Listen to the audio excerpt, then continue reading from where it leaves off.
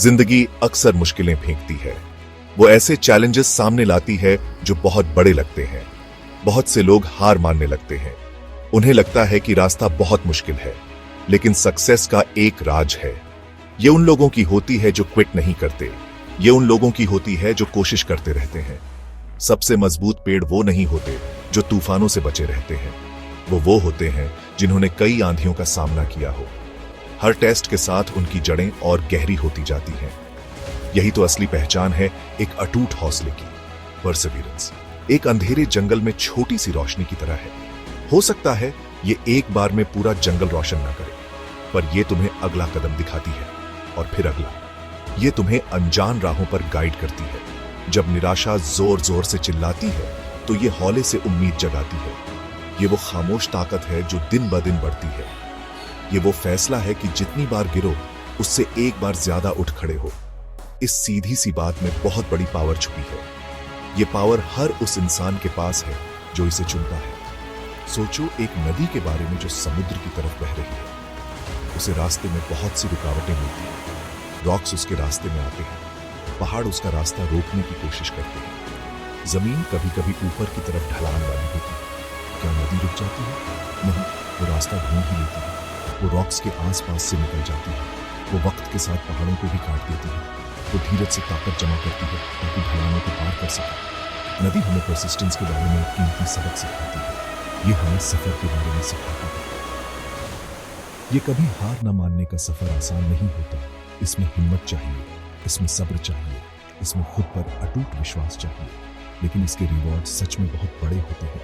ये सिर्फ गोल हासिल करने के बारे में नहीं है। ये इस बारे में है कि तुम क्या बन जाते हो। तुम और स्ट्रॉन्गर बनते हो, तुम और वाइजर बनते हो। तुम दूसरों के लिए जो अपनी मुश्किलों से जूझ रहे हैं और ज्यादा हमदर्द बन जाते हो। ये ट्रांसफॉर्मेशन ही असली जीत है, असली खजाना है जो मिलता है। एक छोटे से गांव में जो हरी भरी पहाड़ियों के बीच बसा था, अन्या रहती थी। वो एक जवान लड़की थी जिसकी आंखों में चमक थी। उसकी हंसी घंटियों की तरह खनकती थी। अन्या का एक सिंपल पर बहुत गहरा ड्रीम था। वो अपने गांव के बच्चों के लिए एक स्कूल बनाना चाहती थी। वहां बहुत से बच्चे पढ़ लिख नहीं पाते थे। उनके पेरेंट्स गरीब किसान थे। वो उन्हें दूर शहर के स्कूल भेजने का खर्च नहीं उठा सकते थे। अन्या का दिल उनके लिए दुखता था। अन्या खुद भी सिर्फ 5वीं ग्रेड तक पढ़ी थी। उसके परिवार को खेत में उसकी मदद की जरूरत थी, लेकिन उसे बुक्स बहुत पसंद थी। उसे सीखना बहुत अच्छा लगता था। वो गांव के एक बुजुर्ग से पुरानी बुक्स उधार ले आती थी। वो उन्हें केरोसिन लैंप की धीमी रोशनी में पढ़ती थी। उसने खुद से बहुत कुछ सीखा। ज्ञान के लिए इसी प्यार ने उसके ड्रीम को हिम्मत दी। उसका मानना था कि एजुकेशन जिंदगियां बदल सकती है। ये उसके गांव में हर किसी के लिए एक बेहतर फ्यूचर के दरवाजे खोल सकती है। उसकी शुरुआती कोशिशों पर लोगों ने शक किया। कुछ गांव वाले कहते हैं, तुम तो बस एक जवान लड़की हो, क्या तुम स्कूल कैसे बना सकती हो? तुम्हारे पास न मनी है, न एक्सपीरियंस। दूसरे लोग प्यार से उसके सिर पर हाथ फेरते और उसके आइडिया को बचपना समझकर टाल देते। उसके अपने पेरेंट्स भी परेशान थे। वो चाहते थे कि वो शादी करके सेटल हो जाए। उन्हें बात था कि उसका शौक उसे निराशा देगा, लेकिन उन्हें का इरादा पक्का था। एक टुकड़ी जड़ वाले पेड़ की तरह उसने छोटी शुरुआत की। उसने कुछ बच्चों को एक बड़े पर्वत के पेड़ के नीचे इकट्ठा किया। उसने कोयले को एक छपटे पत्थर पर स्लेट की तरह इस्तेमाल किया। वो उन्हें अपनी पढ़ी हुई कहानियां सुनाती थी। उसने उन्हें बेसिक अक्षर और नंबर सिखाए। बच्चे बहुत उदार थे। उनकी आंखें क्यूरियोसिटी से चमक उठी। ये छोटी सी सक्सेस, सीखने की छोटी सी चिंगारी जो उसने जलाई, अन्या को बहुत खुशी दी। इससे उसका विश्वास और मजबूत हुआ। इसने उसे बताया कि वो सही रास्ते पर है, चाहे उसके आसपास कितने भी डाउट्स क्यों ना हो। जैसे जैसे अन्या की छोटी सी आउटडोर क्लास बड़ी होती गई, चैलेंजेस भी बढ़ते गए। मॉनसून का मौसम पूरे जोरों पर आया। बारिश बहुत तेज और लगातार होती रही। बरगद के पेड़ के नीचे की जगह कीचड़ से भर गई और अनयूजेबल हो गई। बच्चे कई दिनों तक इकट्ठा नहीं हो पाए। उनकी पढ़ाई में रुकावट आ गई। अन्या को बहुत ज्यादा फ्रस्ट्रेशन हुई। ऐसा लगा मानो कुदरत खुद उसके इरादे को टेस्ट कर रही हो। उसे पता था कि उसे अपने स्टूडेंट्स के लिए एक प्रॉपर शेल्टर, एक असली क्लासरूम चाहिए। उसने मदद के लिए विलेज काउंसिल के पास जाने का फैसला किया। उसने अपनी रिक्वेस्ट ध्यान से तैयार की। उसने बच्चों के फ्यूचर के बारे में पूरे पैशन से बात की, लेकिन काउंसिल मेंबर्स हिचकिचा रहे थे। उनके पास गांव के और भी कई जरूरी मसले थे। हेडमैन ने कहा, अनिया, नए स्कूल के लिए हमारे पास कोई फंड्स नहीं है। शायद अगले साल अगर फसल अच्छी हुई तो। यह एक बड़ा सेटबैक था। अनिया का दिल टूट गया, लेकिन बच्चों के उत्सुक चेहरे उसे हिम्मत देते रहे। वो उन्हें निराश नहीं कर सकती थी। फिर अगले साल इलाके में भयंकर ड्राउट पड़ा। फसलें फेल हो गई। किसानों को अनिया के फैमिली समेत बहुत ज्यादा मुश्किलों का सामना करना पड़ा।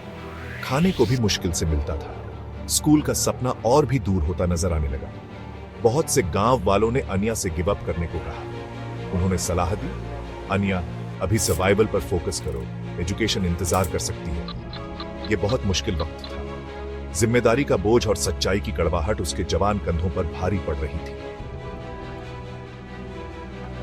इस दौरान अनिया को पर्सनल ट्रायल्स भी झेलने पड़े। उसका छोटा भाई बीमार पड़ गया। मेडिकल एक्सपेंसेस बहुत ज्यादा थे। अनिया को खेतों में और भी ज्यादा मेहनत करनी पड़ी। उसने अपना थोड़ा बहुत सामान भी बेच दिया। वो थक चुकी थी, लगभग टूट चुकी थी। उसके मन में डाउट्स आने लगे। क्या उसका ड्रीम बहुत एम्बिशियस था? क्या वो सेल्फिश हो रही थी कि जब उसकी फैमिली स्ट्रगल कर रही थी तब भी वो इसे पूरा करने में लगी थी? ये बहुत बुरे दिन थे, लेकिन उस अंधेरे में भी उसके मजबूत दिल में उम्मीद की एक छोटी सी लौ टिमटिमा रही थी। अनिया ने हार नहीं मानी। उसने अपनी हर फेलियर से सीखा। मॉनसून ने उसे एक मजबूत बिल्डिंग की जरूरत सिखाई। काउंसिल के इनकार ने उसे ऑल्टरनेटिव रिसोर्सेज ढूंढना सिखाया। ड्राउट ने उसे कम्युनिटी की ताकत का महत्व सिखाया। उसने अपने गांव के बाहर के लोगों से बात करना शुरू किया। उसने गांव के एक बुजुर्ग की मदद से शहर में चैरिटेबल ऑर्गेनाइजेशंस को लेटर्स लिखे। उसने अपने ड्रीम को सिंपल, दिल से निकले शब्दों में समझाया। बहुत से लेटर्स का कोई रिप्लाई नहीं आया।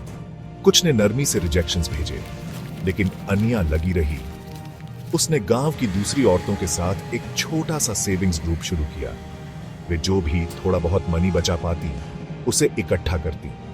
उन्होंने हाथ से बनी चीजें, हैंडीक्राफ्ट्स बनाकर आसपास के कस्बों में बेची। हर कमाया हुआ सिक्का उसके ड्रीम की ओर एक कदम था। उसने लो कॉस्ट कंस्ट्रक्शन टेक्निक्स के बारे में सीखा। उसने गांव के कुछ नौजवानों को अपनी मेहनत वॉलंटियर करने के लिए इंस्पायर किया। उसकी अटूट लगन ने दूसरों को भी इंस्पायर करना शुरू कर दिया। लोगों ने उसकी लगातार कोशिश और बच्चों के लिए उसका सच्चा प्यार देखा। एक दिन एक लेटर आया। यह एक छोटे से फाउंडेशन से था जो रूरल एजुकेशन को सपोर्ट करता था। वे अनिया की स्टोरी और उसकी परसेवरेंस से बहुत खुश हुए। उन्होंने बिल्डिंग मटेरियल्स के लिए फंड्स देने की पेशकश की। गांव वाले अनिया की सक्सेस देखकर उसके साथ आ गए। उन्होंने जो कुछ भी दे सकते थे दिया। ईंटें, लकड़ी और अपना टाइम। स्कूल बना ईंट दर ईंट, सिर्फ सीमेंट और मोटर से नहीं, बल्कि उम्मीद और सबकी मिलीजुली कोशिश से। ये एक सिंपल स्ट्रक्चर था, लेकिन ये सपनों से भरा हुआ था। Gap 2S। जिस दिन स्कूल खुला वो एक खुशी का मौका था। बच्चे अपने सबसे साफ कपड़े पहनकर अपने नए क्लासरूम में दौड़े। उनकी हंसी पूरे गांव में गूंज उठी। अनिया दरवाजे पर खड़ी थी। उसकी आंखें खुशी के आंसुओं से भरी थी। उसने अनगिनत मुश्किलों का सामना किया था। वो कई बार लड़खड़ाई थी, लेकिन वो कभी सच में गिरी नहीं थी। उसने हमेशा उठकर फिर से कोशिश करने की ताकत पाई थी। अनिया की स्टोरी उसके गांव में एक लेजेंड बन गई। एक चमकता हुआ एग्जाम्पल कि सक्सेस वाकई उन्हीं की होती है जो हार मानने से इनकार कर देते हैं।